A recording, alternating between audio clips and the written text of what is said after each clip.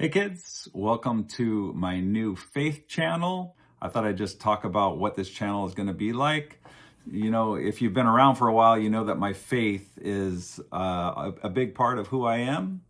I do say God bless you at the end of my videos, so you have probably some idea that maybe you thought I was one of those crazy people.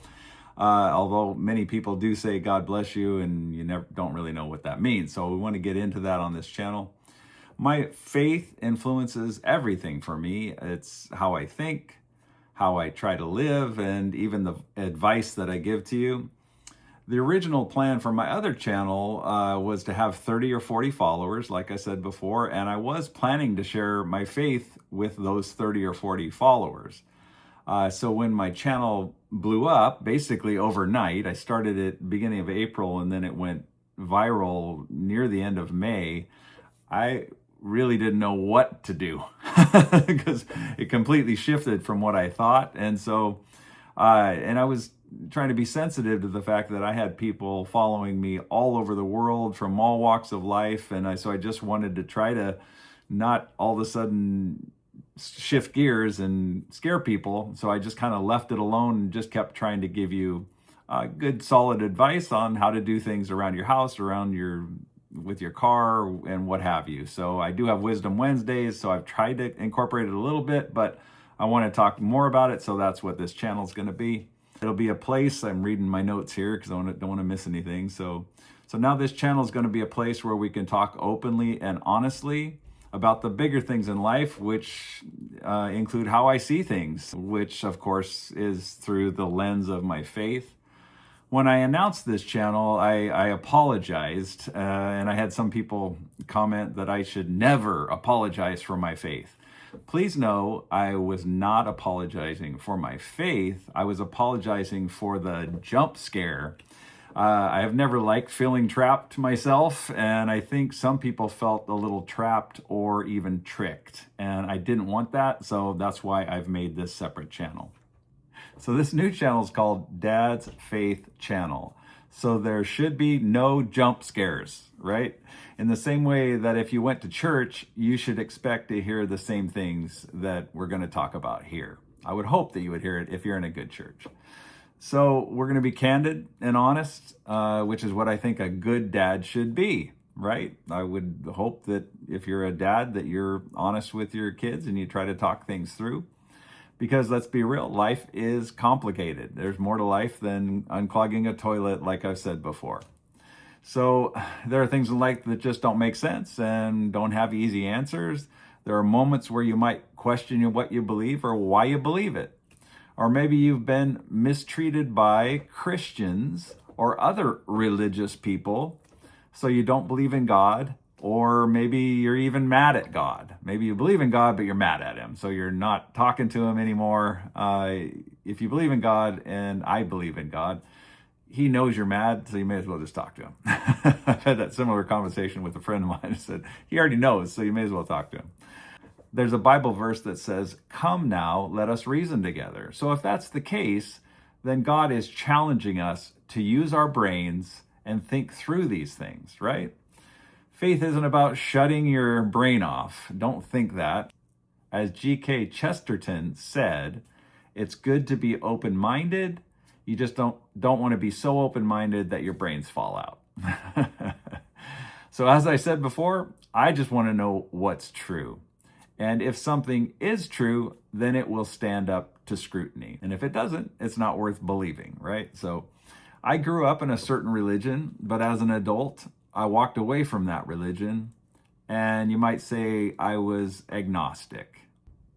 However, if you have read my book, you know that I ran into a bit of a rough patch, and I skeptically cried out to God. And in my desperation, I said, if you can get me through this mess or get me out of this mess, I will do whatever I can to know about you or rethink my position. So when things started to fall into place, there was no possible way it was just a coincidence, so I felt like he called my bluff.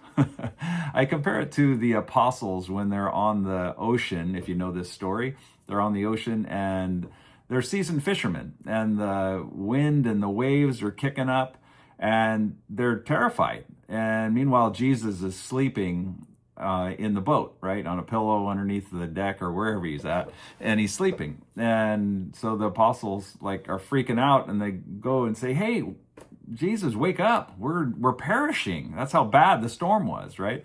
And so then Jesus gets up and he calms the storm, and then it says, and then they became very afraid. And that was it for me. I had, for a time, lived as if God didn't really exist, or he didn't care about me, or, was kind of, he had better things to do than to be concerned with what I was going through. So anyway, I think that is a very similar story, and it's always meant something to me. And I've mentioned that in my book as well. And maybe you've heard of foxhole conversions, where somebody's going through something and they cry out to God, and God saves them. And then once life settles down, they go right back to, and they act like nothing really happened. And so I didn't want to be like that. I felt like that would be disingenuous. So I thought, well, you came through, so I at least got to give it my best shot to understand. So I need to add that I was a jock in high school, a pretty good athlete. And so kind of the thing to do was to show how smart you were by not learning anything. So that was kind of where I was coming from, where I really didn't learn much in high school. I slept through some of my classes. Don't use this as an example. Don't do that, right? You should be learning as much as you possibly can when you're in school. But, as a jock, you think you're something, and so you don't really feel like you have to take it seriously. And so I've shared this before, that I felt like once I graduated, I'm like, oh, good job, Rob. You're an idiot. You don't know anything. That was the time to learn history and learn a lot of things that you don't have a whole lot of other responsibilities. I did, because of my situation. I lived on with my brother, a different brother, and a friend in my senior year in high school. So I did have other things going on, and so I kind of didn't really apply myself when I was in school. Most people don't have that situation. So if you're in high school and if you got the time to learn as much as you possibly can. So, and I actually hated reading too. I'll admit to that. I if it wasn't a Sports Illustrated, I didn't like to read. And so I had to actually ask God, if you'll have to give me a love for reading, because I don't like to read. It was boring to me. But now he answered that prayer, and I have a love for reading. I love to read. I read all the time, and you can learn so many things, so much by reading. I would encourage you to work on your love for reading. So through that, I've read a lot of books to get me to where I'm at today, and I have become convinced that the Bible is trustworthy, So I've become convinced that the Bible is trustworthy. And we'll get into how I came about that on this channel. We'll talk about it and walk through the steps that I took to convince me that it was just a step of faith, not a leap of faith. So since I believe that, if you can show me from the Bible where I'm wrong, then I need to rethink my position. I've tried to simplify it that much. That's where I'm at. I feel like that's our textbook. Let's go to that. If my thoughts are not lining up with what the Bible says or scriptures, then I need to rethink where I'm coming from. For example, growing up, I had an idea of what I thought God was like. And as I started reading the Bible, I felt like God was showing me, Rob, no, I'm not like that. And I'm like, no, this is who you are, because I can understand this. I've got you in this box because this is what I can understand. And he was saying, no, I'm not like that. And if you think about that, that's a form of idolatry, because I'm creating my own image of who I think God is, and he's revealing to me, no, I'm not like that. And yet I'm stubborn because I want to understand him, and yet he's so much bigger than the box that I had him in. So people have asked me to clarify my position, just so you know where I'm coming from. I would consider myself non-denominational, because sadly, when people get involved in just about anything, we can take something that's beautiful and we can have it die of 1,000 cuts. So that's my position on that. So I would say, if you want to know where I'm coming from, I'm a Bible-believing follower of Jesus the Christ. And I say it that way because a lot of people think Christ is Jesus' last name. It's not his last name, it's his title. He was Jesus the Messiah or the Christ. I've said before that I struggle with being called religious because I believe that many times people want to label you as religious or label me as religious, and then they can say, oh, well, I'm not religious, so that isn't for me.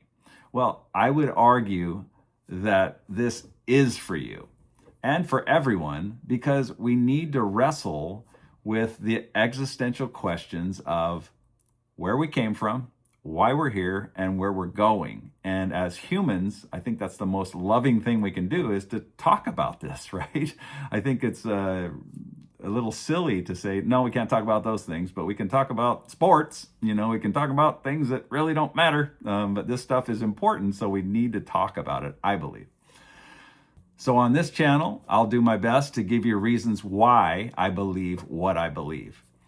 I'm not going to force anything on you, so don't get scared. You have a free will, so you can believe whatever you want to believe. But as I've said before, just because you believe it doesn't make it true. And the same way for me, just because I believe what I believe doesn't make it true, and you not believing it doesn't make it not true. So we need to have our thinking caps on and think this through, because sometimes people's brains have turned a little bit mushy with some of the social media and the entertainment that we get. We don't think very well. And if you think about that, it's pretty basic, but we've kind of gotten away from that. So anyway, we want to learn to think deeply about things. My hope is to help give you something solid to build your life on and maybe encourage you on your journey. There's another verse that says, always be ready to give an answer or a reason for the hope that lies within you, but do so with gentleness and with respect. So that's my goal here on this channel. We're not here to argue. We're not here to talk down to anybody. We're here to have real conversations with honesty, humility, and respect. We're also going to spend some time in the Bible. That's kind of the plan right now. We're going to look at some different things along the way. We're not going to do it in a complicated way or overwhelming way. We're just going to read it together, and we're going to talk through it and figure out what it means for our lives today. I do have this in my book. Well, the sun's really kind of coming through there. I do have this in my book where I talk about how the Bible's laid out to help you understand, well, where should I begin? If I do want to read the Bible, where do I even begin? And I'll give you my suggestions on that. I'll also be sharing some book recommendations for you that I think will be helpful. We'll do that along the way as we get more and more into this channel, to just kind of share with you some things that I've learned from some of these books. And so I think I want to pass those along to you so you can do your own research, because I think that's always important. Like I've said before, always do your own research with anything, right? Don't be lazy. It's being lazy to let somebody else do your research, go up and listen to what the pastor says and just assume that he's telling you the right thing. A good pastor will tell you, look and see if what I'm telling you is true. That would be what a good pastor, and I will say that to you too. Look and see if what I'm telling you is true. Look for yourself, right? Don't just trust that's being lazy. Don't just trust that I'm telling you the truth. I'm trying to tell you the truth, and I believe I'm telling you the truth, but you should always double check to make sure if what I'm saying is true.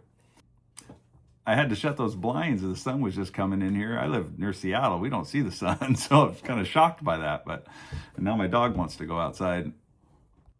So I will admit up front that I don't have all the answers, but I do believe I have enough good answers to make it a step of faith, as I've said before, not a leap of faith, but just a step of faith.